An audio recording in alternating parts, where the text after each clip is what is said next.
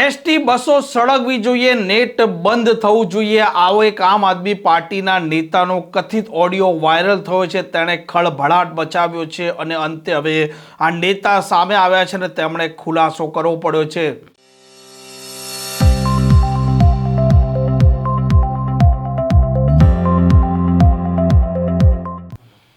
નમસ્કાર, આપ જોઈ રહ્યા છો હોટલાઇન ન્યૂઝ અને હું છું આપની સાથે તોફિક ગાંચી. આમ આદમી પાર્ટીના નેતાનો કથિત ઓડિયો જે પ્રકારે વાયરલ થયો છે અને તેમાં સંવાદ છે કે બસો સળગવી જોઈએ, નેટ બંધ થવું જોઈએ અને કથિત ઓડિયોએ ખળભળાટ મચાવ્યો છે. અને જે પ્રકારે નીટને લઈને દિલ્હીના જંતર મંતરમાં આ વિદ્યાર્થીઓ આંદોલન કર્યું અને ત્યાર પછી ગાંધીનગરમાં પણ તેનો વિરોધ થયો અને ગઈકાલે જ્યારે વિરોધ થયો તે દરમિયાન આમ આદમી પાર્ટીના અનેક નેતા અને કાર્યકરો પણ ત્યાં આ વિદ્યાર્થીઓને સમર્થન કરવા પહોંચ્યા હતા અને તે દરમિયાન એક કથિત ઓડિયો વાયરલ થાય છે. તેમાં સવાલો ઊભા થઈ રહ્યા હતા કે શું ગુજરાતમાં કોઈ મોટી હિંસાનું ષડયંત્ર છે, કેમ કે આ કથિત ઓડિયો છે તેમાં સંવાદ એ પ્રકારના હતા. આમ જે પ્રકારે આ ઓડિયો વાયરલ થયો છે તેમાં બ્રિજરાજ નામના વ્યક્તિના સાથે અન્ય સામેનો વ્યક્તિ છે તે સંવાદ કરી રહ્યો છે અને ત્યાર પછી આમ આદમી પાર્ટીના યુવા નેતા બ્રિજરાજ સોલંકી પણ હવે સામે આવ્યા છે અને તેમણે આ મામલે સ્પષ્ટતા કરી છે. ભારતીય જનતા પાર્ટી ગુજરાત સરકારના ગૃહમંત્રી હર્ષ સંઘવીના ઈશારા ઉપર અમને ડિટેન કરવામાં આવ્યા અને જે રીતના ત્યારબાદ આપ સૌએ જોયો હશે કે મીડિયાના માધ્યમથી એઆઈ ઓડિયો મારો અને ધાર્મિકભાઈ માથુકિયાનો જે રીતના ફેક એઆઈ ઓડિયો આ ભારતીય જનતા પાર્ટીની આઈટી ટીમે જે વાયરલ કર્યો છે એ ઓડિયો સાંભળીને તમામ લોકોને ખ્યાલ આવી ગયો, નાના છોકરાઓને પણ ખ્યાલ આવી જાય કે અવાજ મારો નથી, આ બનાવટી ઓડિયો છે. અમે એક જ મિનિટની અંદર જે થર્ડ પાર્ટી એપ્લિકેશન જે એઆઈ વિડીયો હોય, એઆઈ ઓડિયો હોય કે એઆઈ ફોટોગ્રાફ હોય એને સ્પષ્ટ કરતું એક એપ્લિકેશન છે, એ એપ્લિકેશનના માધ્યમથી એક જ મિનિટની અંદર અમે આ સ્પષ્ટ કરી નાખ્યું. અમે આ જનતા વચ્ચે મૂકી દીધું કે આ અમારો અવાજ નથી, આ એઆઈ થી બનાવેલો ઓડિયો છે. પરંતુ દુઃખની વાત એ છે કે ગુજરાતની અંદર 11 જેટલા મીડિયા જેમણે સ્પષ્ટીકરણ કર્યા વગર, ક્યાંય જાણ્યા કે જોયા વગર મને બદનામ કરવા માટે, કોકરોચ જનતા પાર્ટીના ગુજરાતના યુવાનોને બદનામ કરવા માટે, આ આંદોલનને કચડી નાખવા માટે આ જે કાવતરું રચવામાં આવ્યું છે એ મીડિયાના લોકોએ પણ સ્પષ્ટીકરણ કર્યા વગર મીડિયા સમક્ષ મૂક્યું છે.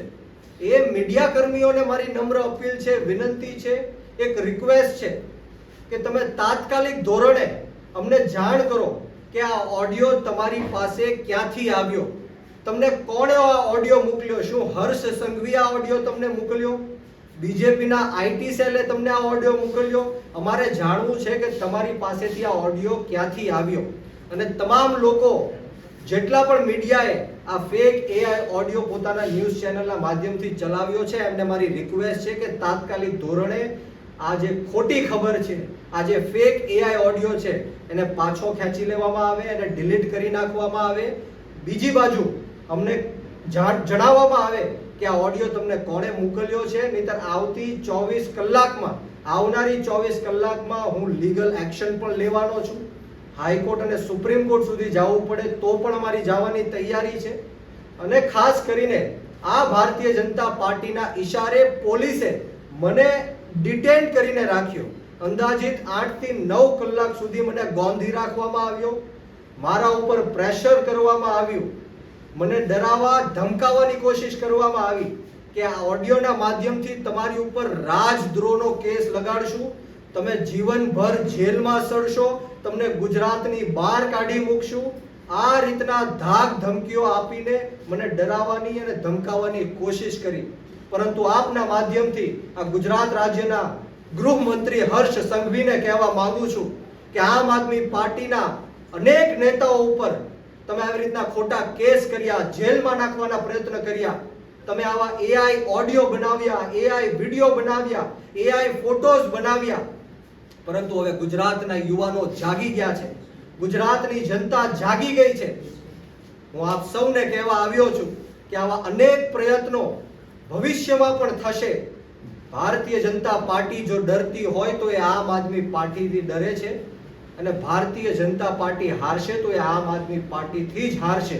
એ ખ્યાલ હર્ષ સંઘવીને આવી ગયો છે, એટલા માટે આવા કાવતરો રચવા પડે છે. હું એમને કહેવા માંગુ છું કે આવા કાવતરો કરવાથી આમ આદમી પાર્ટીનો કાર્યકર્તા હોય કે નેતા હોય કોઈ ડરવાનો કે ગભરાવાનો કે ધમકાવવાનો નથી. અમે તમારી આ તાનાશાહી અને હિટલરશાહી સામે આવનારા દિવસોમાં ખૂબ મજબૂતાઈથી લડવા માટે જઈ રહ્યા છીએ. અને ગુજરાતના યુવાનોને હું કહેવા માંગુ છું કે આજે મેં ગુજરાતના યુવાનો અને આ દેશના યુવાનો જે પેપર લીકના કારણે જે 22 નિર્દોષ લોકો જેમણે આત્મહત્યા કરી છે એમની માટે મેં અવાજ ઉઠાવ્યો છે.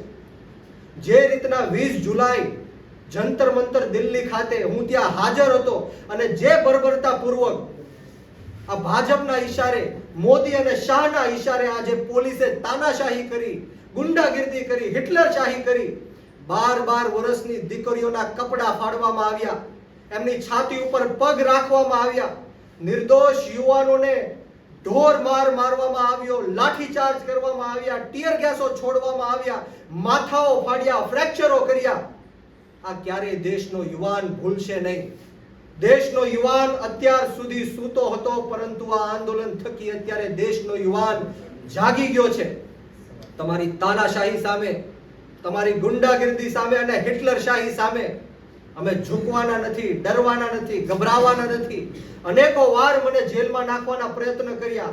આ પ્રયત્નમાં પણ મને રાજદ્રોહના ગુનામાં ફિટ કરવાની કોશિશ હર્ષ સંઘવીએ કરી છે. ત્યારે આવનારા દિવસોમાં પણ ફેક એઆઈ ઓડિયો બનાવીને, ફેક એઆઈ વિડિયો બનાવીને, ફેક એઆઈ ચેટ્સ બનાવીને, ફોટોઝ બનાવીને મારા ચરિત્ર ઉપર ઘા પહોંચાડવાના ભારતીય જનતા પાર્ટી કરવાની છે. ત્યારે આ પ્રકારના સમાચાર માટે હોટલાઇન ન્યૂઝ ચેનલને લાઇક, શેર અને સબસ્ક્રાઇબ કરવાનું ભૂલતા નહીં. નમસ્કાર. આવા પ્રકારના વિડીયો તમને જોવા ગમતા હોય તો હોટલાઇન ન્યૂઝ ચેનલને લાઇક, શેર અને સબસ્ક્રાઇબ કરો.